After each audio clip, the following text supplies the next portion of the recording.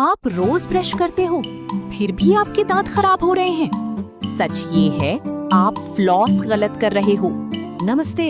सोच के देखिए, एक ऐसी आदत जो आप रोज करते हैं, शायद सालों से, पर क्या हो अगर मैं कहूँ कि आप उसे बिल्कुल गलत तरीके से कर रहे हैं और यही छोटी सी गलती आपकी मुस्कान पर भारी पड़ रही है।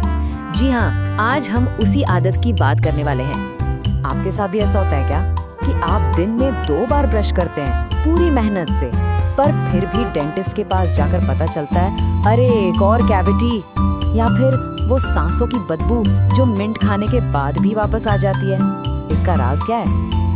इसका कारण पता है क्या हो सकता है? आपकी ब्रशिंग शायद नहीं, बल्कि आपकी फ्लॉसिंग। और शॉकिंग बात तो ये है कि लगभग 90% लोग गलत तरीके से फ्लॉस करते हैं। सोच रहे फायदा होगा, पर असल में उल्टा नुकसान कर बैठते हैं। तो चलिए देखते हैं कि ये आम गलतियां हैं क्या। हम 4 ऐसी सबसे बड़ी मिस्टेक्स की बात करेंगे जो ज्यादातर लोग करते हैं, और हो सकता है कि अनजाने में आप भी अपने मसूड़ों को चोट पहुंचा रहे हो। सबसे पहली और सबसे कॉमन गलती, फ्लॉस को दांतों के बीच में स्नैप करके डालना, ऐसे जोर से। इससे आपके मसूड़ों में चोट लगती है और खून निकल सकता है। दूसरी गलती, पीछे के दांतों को तो जैसे हम भूल ही जाते हैं, सारा ध्यान आगे के दांतों पर, जबकि असली खाना तो पीछे ही फंसता है। तीसरी गलती है बस अंदर बाहर ऊपर नीचे करके निकाल देना। ये काफी नहीं है, इससे दांत पर चिपका हुआ प्लाक नहीं निकलता। और हाँ, चौथी गलती, एक ही गंदे फ्लॉस के हिस्से को बार बार इस्तेमाल करना। इससे तो आप बस बैक्टीरिया को एक दांत से दूसरे दांत पर घुमा रहे हैं। तो अगर ये सब गलत है, तो फिर सही तरीका क्या है? अब आती है सबसे अहम बात, सही तकनीक। और पता है क्या, ये बहुत ही आसान है। चलिए मैं आपको स्टेप बाय स्टेप बताती हूँ कि ये कैसे करना है। इसे कहते हैं सी शेप मेथड, बिल्कुल सी जैसा। ये एक सिंपल सी टेक्निक है जो ये पक्का करती है कि आपके दांत अंदर से भी बिल्कुल साफ हो जाएं। और सच कहूँ तो यही इस पूरी बात का सबसे जरूरी हिस्सा है।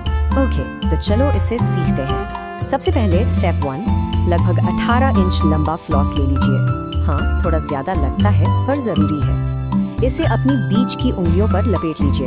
स्टेप 2, अब फ्लॉस को बहुत धीरे से दांतों के बीच में स्लाइड कीजिए, बिल्कुल भी स्नैप नहीं करना।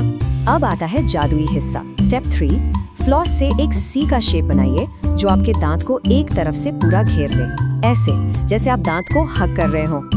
फिर स्टेप 4, इस सी शेप को दांत की सतह पर ऊपर और नीचे स्लाइड कीजिए। और आखिरी सबसे जरूरी स्टेप, हर अगले दांत के लिए फ्लॉस का एक नया साफ हिस्सा इस्तेमाल कीजिए। सिंपल।